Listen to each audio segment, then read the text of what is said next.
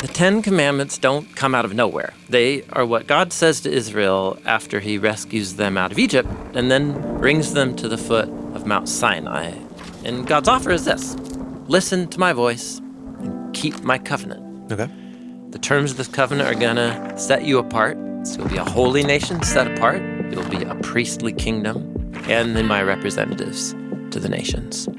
So that's God's offer, and the 10 Commandments are the first of these terms of the covenant. And they begin this way. Exodus 20, verse 2. I am Yahweh, your Elohim, who brought you out of the land of Egypt, out of the house of slavery. So notice what we begin with is who God is to the people. This is a family whose fundamental identity is we used to be slaves. So we are a liberated people. Yahweh is our liberator, which means that one way to think about the 10 Commandments is it's like a freedom ethic. It's the ethic of the free.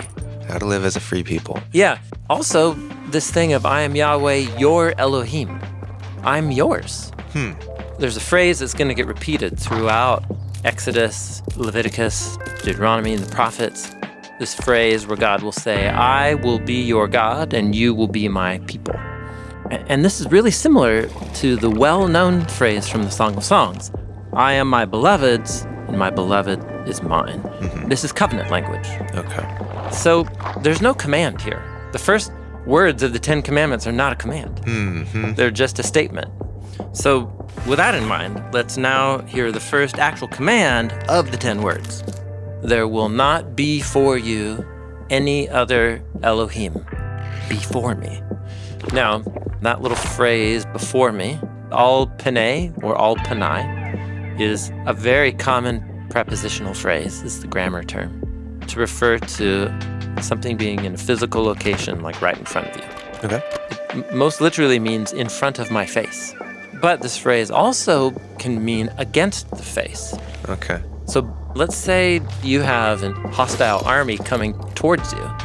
They are also before your face. Before your face, but they're coming against you. Against your face. Okay.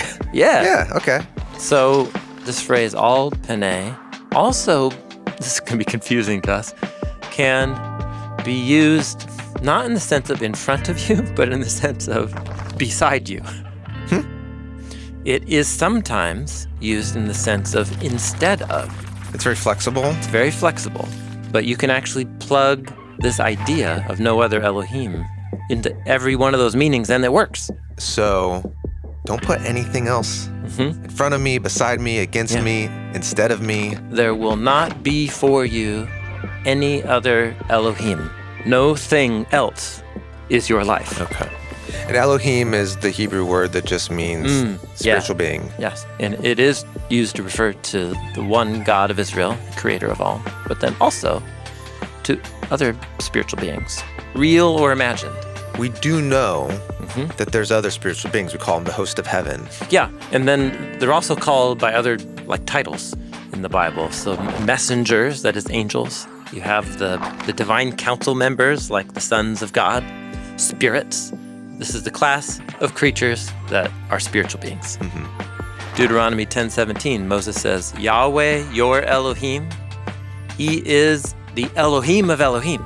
Yeah, he's in a class of its own. Yes, any other spiritual being other than Yahweh isn't on the same rank as Yahweh. Yeah. And is not worthy of your ultimate loyalty and allegiance. Okay. In our context, we kind of dismiss this idea almost too much of other spiritual powers. Yeah. But we do actually still have these higher powers, higher ideals that command our loyalty. And when humans give our imaginations and desires and allegiances to anything that's not the source of all reality, it will eventually lead us on a path that dehumanizes us and other people. I guess it's kind of easy to see that with sex, for example, or with money. With greed. Yeah, or with power. When those become ends in themselves, it leads to our destruction.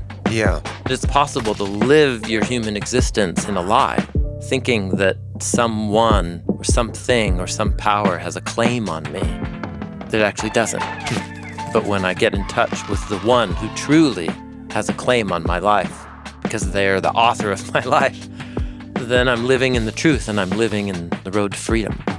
That's a concept that we're watching come into birth right here as we hear God say these words. These are world-shaping words.